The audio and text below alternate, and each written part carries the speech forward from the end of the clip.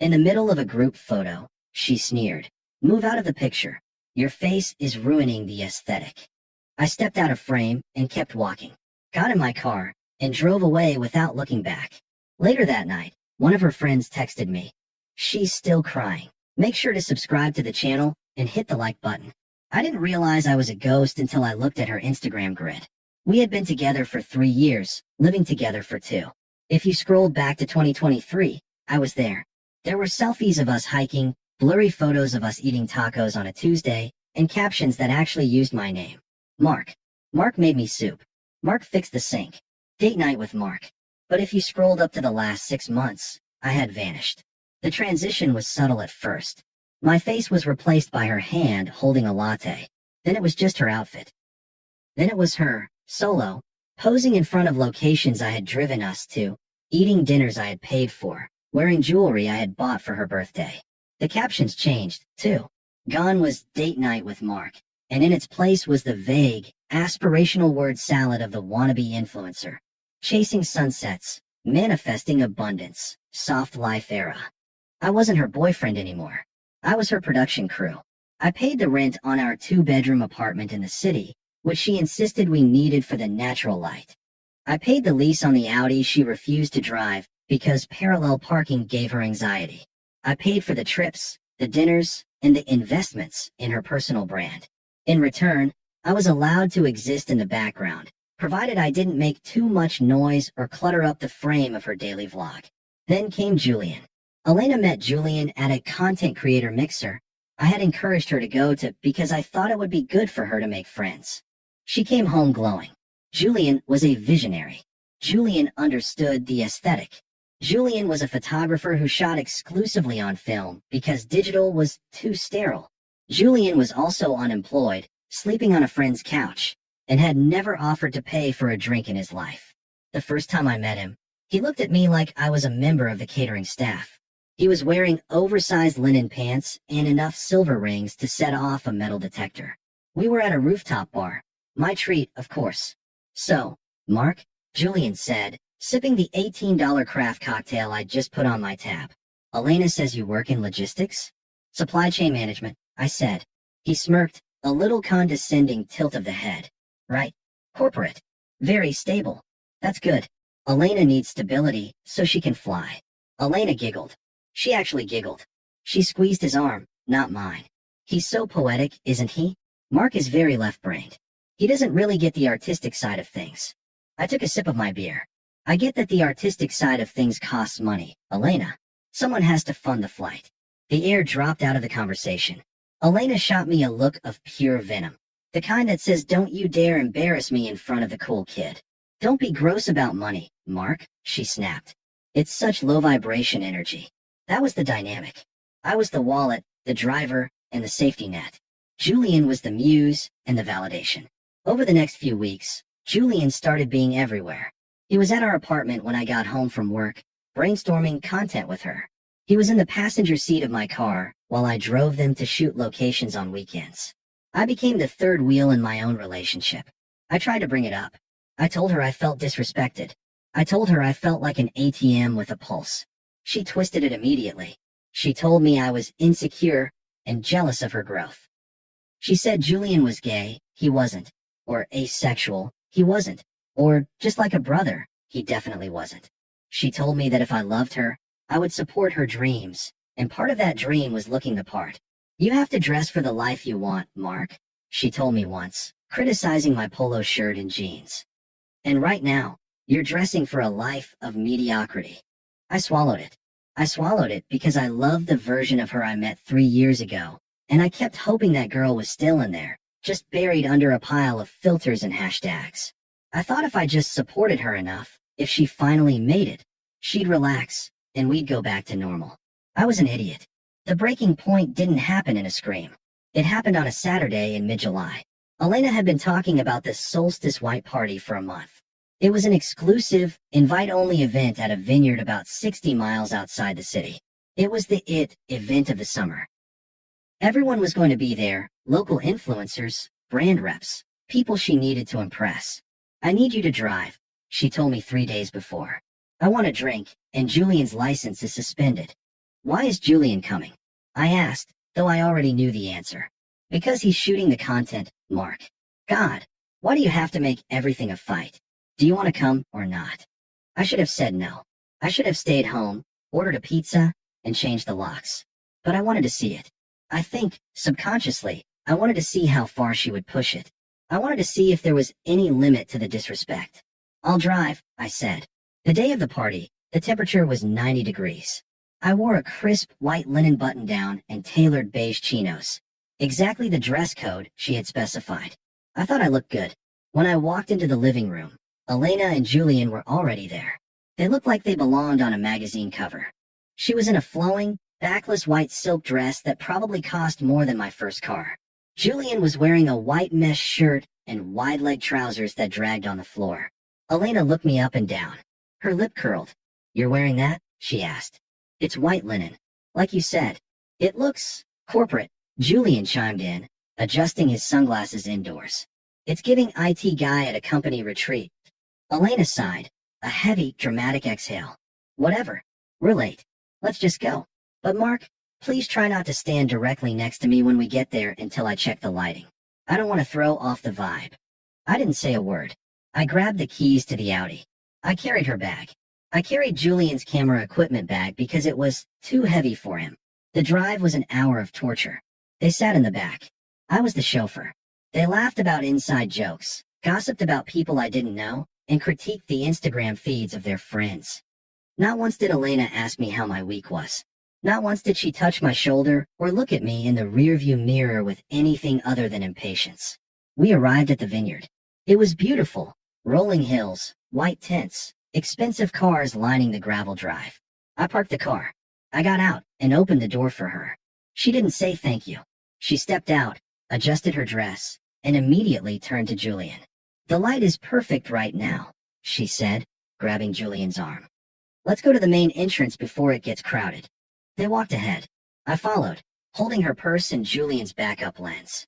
We made our way to the step and repeat, a massive floral wall set up specifically for photos. There was a line of people waiting. When it was our turn, Elena handed her phone to the professional photographer hired for the event. "Okay, Julian, get in here," she squealed. Julian slid in next to her. They posed.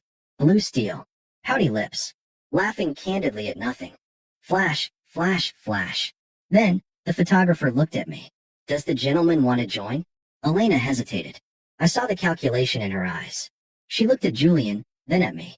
"Sure," she said, her voice tight. "Come on, Mark." I stepped in. I stood next to her, putting my arm around her waist. The waist of the woman I had lived with for 2 years, the woman whose rent I paid. I smiled. Elena stiffened. She leaned away from me, towards Julian. The photographer raised the camera. "Wait," Elena said, her voice sharp. She held up a hand. She turned to me. There was no warmth in her eyes. No love. Just cold, filtered vanity. "Mark, can you actually move?" she said, loud enough for the 10 people in line behind us to hear. "You're crowding the shot." "I'm just standing next to you," I said calmly. She rolled her eyes. "Yeah, and it looks cluttered. The aesthetic is ethereal, and you look stiff. Just move out of the picture. Your face is ruining the aesthetic. Just stand behind the camera, okay? You can hold my purse." Julian snickered. A hand covered his mouth, but I saw the smile. The people in line shifted uncomfortably. I looked at her, really looked at her. I saw the heavy makeup settling into the lines of her face. I saw the desperation to be liked by strangers. I saw the absolute hollowness of a woman who would humiliate her partner for 40 likes on an app. "You want me out of the picture?" I asked. My voice was steady. "Yes, Mark. God, just go." She waved her hand at me, a shooing motion, like I was a stray dog. Something inside me clicked. It wasn't anger. It was the sound of a heavy chain finally snapping. "Okay," I said. I stepped out of the frame. "Finally," she muttered, turning back to the camera and putting on her fake smile. "Okay, Julian, ready?"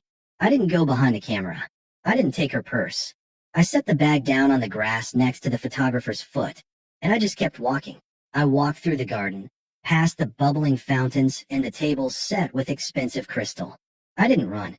I didn't stomp. I walked with the brisk, purposeful stride of a man who had realized he was at the wrong meeting. I reached the valet stand at the front of the estate. The kid behind the podium looked up, surprised. The party had barely started. Nobody was leaving yet. Leaving so soon, sir? He asked, taking my ticket. Yeah, I said, handing him a $20 bill. Emergency. Can you get it quick? He jogged off.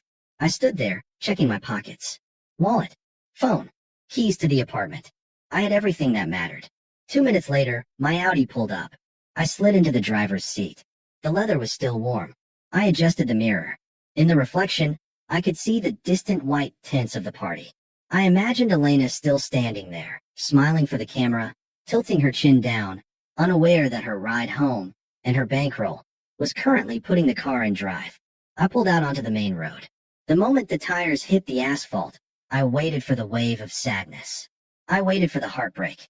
I waited for the panic of, oh my God, I just left my girlfriend at a winery. But it didn't come. Instead, I felt a physical sensation in my chest that I hadn't felt in 2 years. It was like a heavy, wet wool coat had been lifted off my shoulders. I took a deep breath. The air conditioning blasted cold, clean air into my face. I turned on the radio. Not the top 40 pop station Elena insisted on listening to because it keeps the energy up. I put on a podcast about economics. It was dry, boring, and absolutely silent about vibes. It was paradise. I was 40 minutes into the drive, cruising down the highway, when my phone buzzed against the center console. Then it buzzed again. Then a third time. I glanced at the screen. 3 missed calls. Elena, 1 text message. Elena, I didn't answer. I didn't even unlock the phone. I knew exactly what was happening. The photo shoot was over. They had moved to the bar. She had reached for her clutch to buy a round of drinks for her new friends. Or maybe she had just realized I wasn't holding her purse anymore.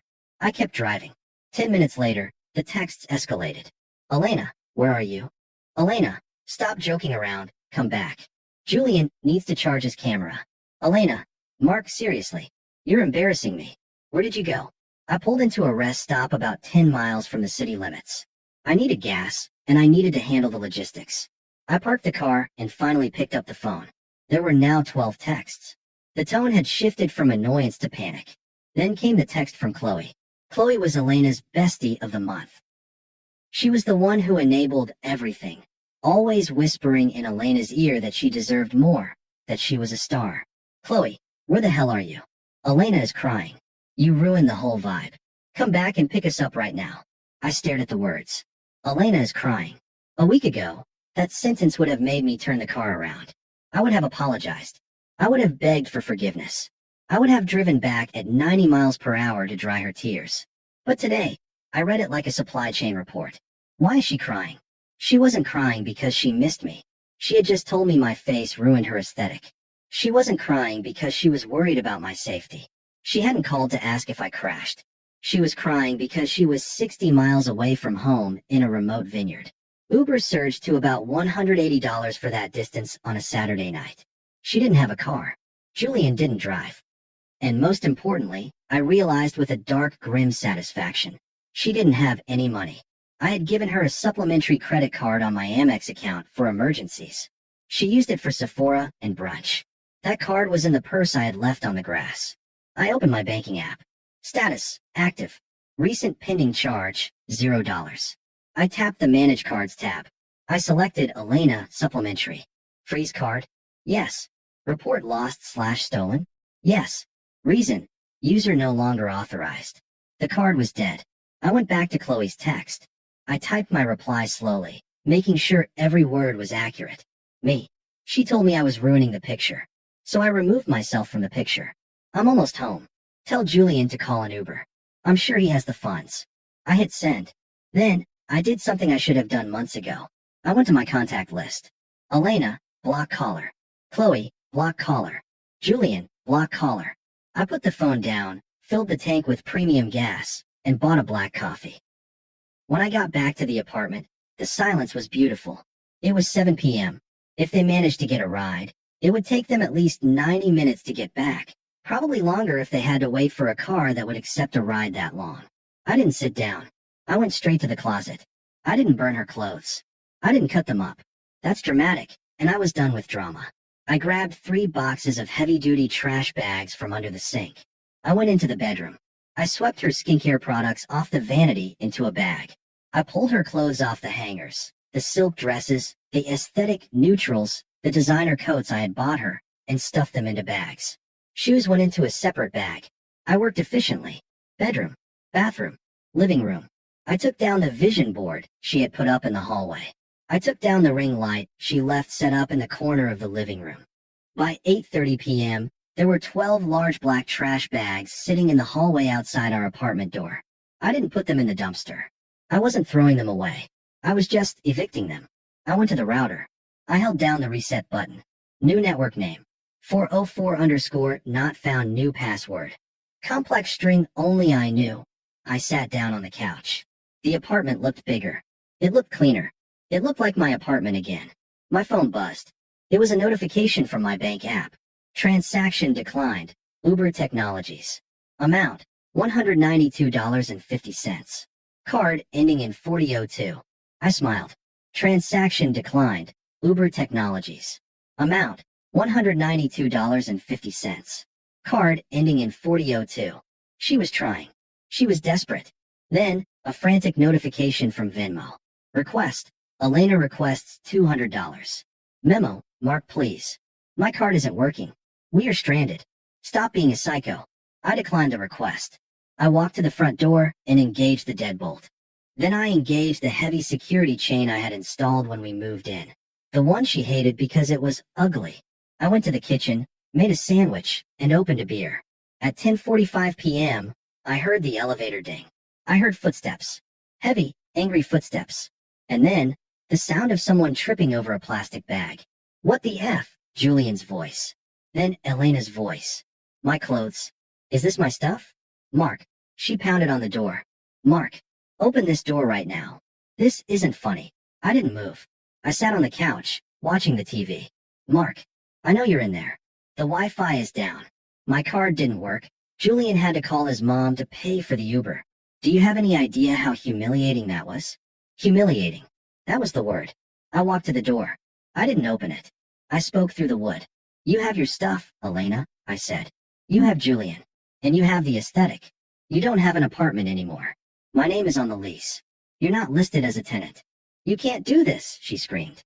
She was definitely crying now. Real tears. Panic tears. Where am I supposed to go? Go to Julian's, I said. He's a visionary. I'm sure he has a vision for where you're sleeping tonight. He lives on a couch, Mark. He doesn't have a room. Sounds like a logistics problem, I said. Good night, Elena. I walked back to the bedroom, put in my noise-canceling earplugs, and turned off the light. She pounded for another 20 minutes. Eventually, I heard the elevator ding again, followed by the sound of dragging plastic bags. I slept like a baby. The first month of silence was the loudest month of my life. I didn't hear from Elena directly, at least, not in a way that required a response. I had locked down my digital perimeter. Number changed. Socials private. Email filters set to send anything with her name directly to a folder marked trash. But the silence wasn't empty. It was filled with the frantic, scratching sounds of someone realizing the walls were closing in. It started with the flying monkeys. Mutual friends, mostly hers, some who I thought were mine, reaching out to check in. Hey Mark, just heard what happened. That's crazy. Elena is really hurting, man. She's staying at a motel. Do you think maybe you guys could talk? Block. Mark, you can't just ghost someone you lived with. She needs her birth certificate. She had her birth certificate. I put it in the box labeled important, which was the first bag I put in the hallway. Block. Mark, Julian is being really weird with her. I'm worried. Call me. That one gave me pause. But I remembered the smirk on Julian's face when I was told to move out of the frame. I remembered Elena's dismissal. Not my circus, not my monkeys. Block. Once the noise stopped, the clarity set in. And the first place I saw that clarity was, ironically, my bank account. I had always known Elena was expensive. I hadn't realized she was a financial hemorrhage. 30 days after the breakup, I sat down to do my monthly budget. I stared at the spreadsheet. Without her supplementary expenses, the daily $18 salads, the aesthetic coffees, the Sephora hauls, the investment pieces for her wardrobe, the weekend trips for content, my savings rate hadn't just doubled. It had quadrupled. I wasn't just breaking even anymore. I was banking nearly $3,000 a month that used to vanish into the void of her brand. I upgraded my gym membership to the tier with the sauna. I bought a new espresso machine, a nice, industrial-looking chrome one that Elena would have hated because it looked too masculine. I started dressing better, not for an aesthetic, but for myself. I felt lighter. I slept 8 hours a night. The low-level anxiety that used to hum in the back of my skull, the fear that I was boring, that I wasn't enough, that I was holding her back, evaporated. I wasn't holding her back. I was holding her up. And now that I had let go, gravity was doing its job. 3 months passed. I was at a coffee shop near my office, reading a book, when I ran into Sarah. Sarah was one of the few friends of Elena's who had a real job, nursing, and had always treated me with respect. I tried to duck behind my book, but she saw me. Mark. I lowered the book. Hey, Sarah. She looked at me, surprised. Wow.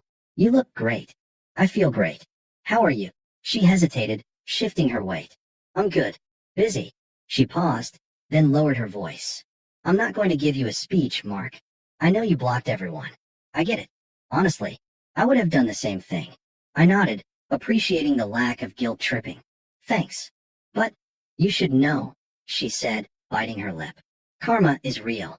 And it came fast. I took a sip of my coffee. Oh, Julian, she said, the name dripping with disdain. He's a nightmare.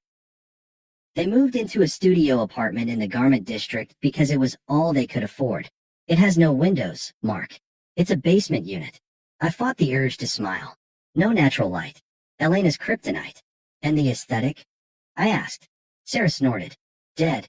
Julian convinced her that her old brand was too commercial. He's trying to rebrand her as some sort of gritty, avant-garde artist.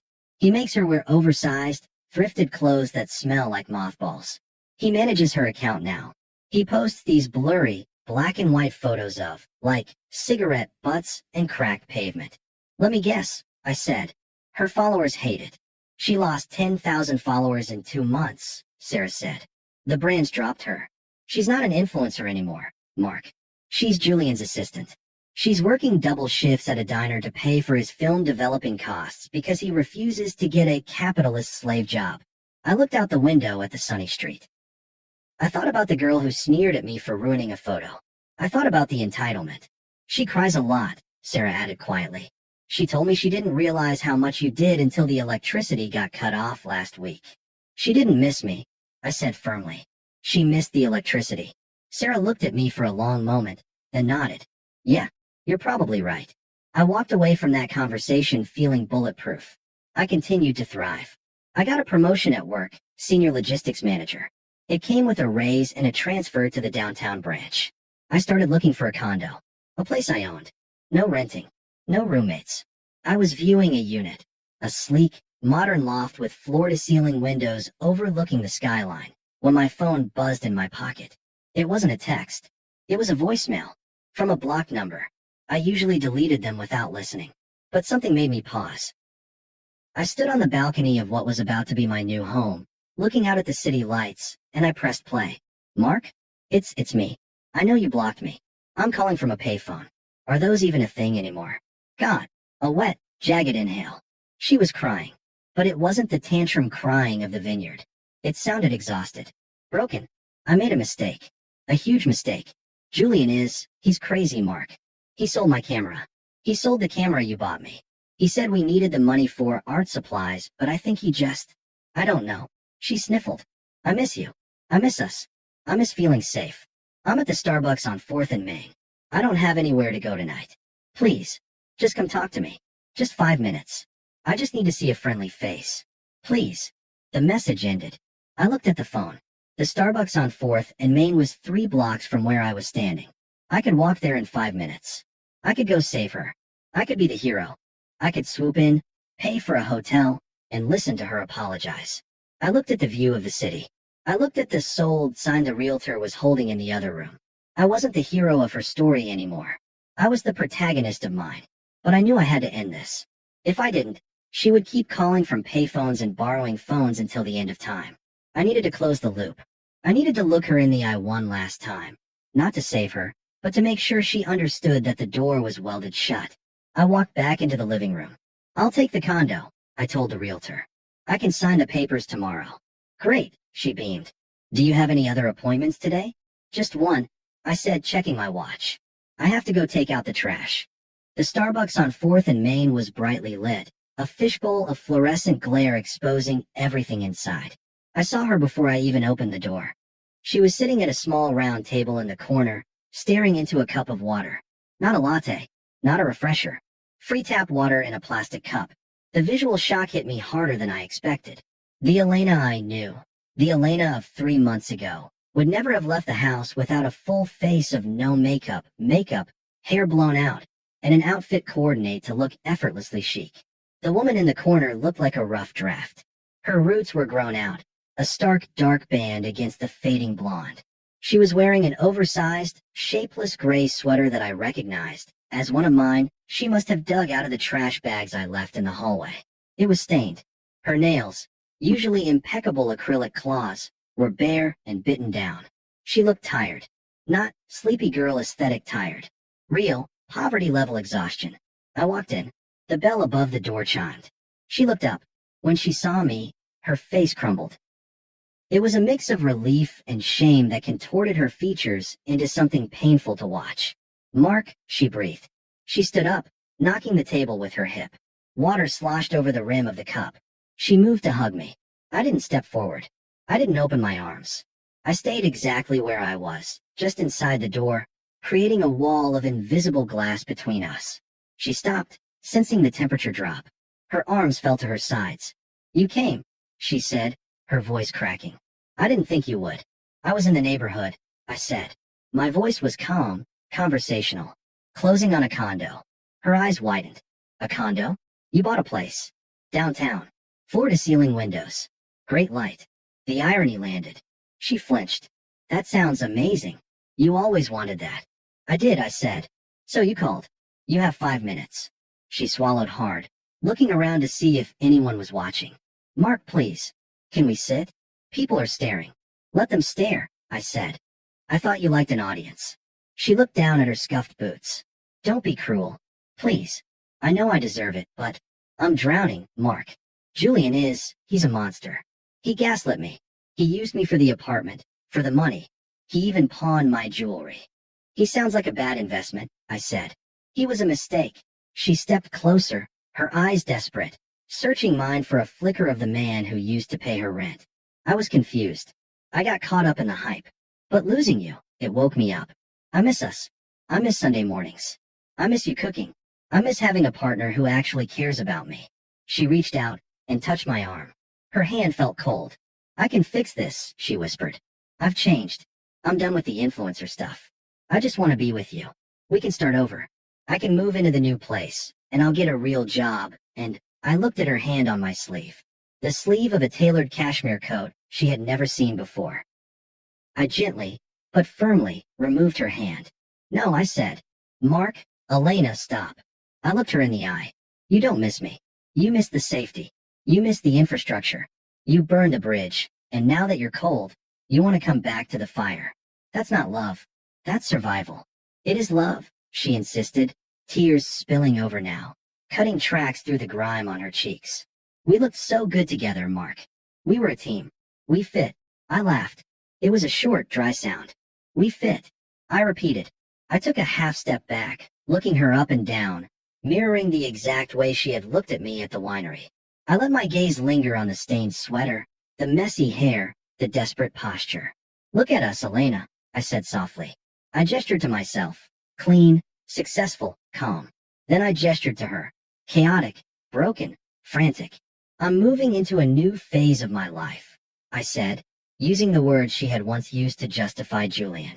I'm curating a life of peace, stability, integrity. I leaned in closer, dropping my voice so only she could hear the final edit. And to be honest, you just don't fit the aesthetic anymore. Her mouth opened, but no sound came out. The echo of her own superficial cruelty bounced back and hit her square in the chest. She stood there, stunned, realizing that the weapon she had used against me had been turned around. Mark, she whispered, horrified. Good luck, Elena, I said. I hear the diner is hiring for the night shift. I turned around. Mark, you can't just leave me here, she shrieked, her voice rising to that familiar, demanding pitch. I have nowhere to go. Mark. I pushed open the door and stepped out into the cool evening air. I didn't look back. Not at the window. Not at her reflection in the glass. I walked down the street toward my new life, and for the first time in 3 years, the picture was perfect.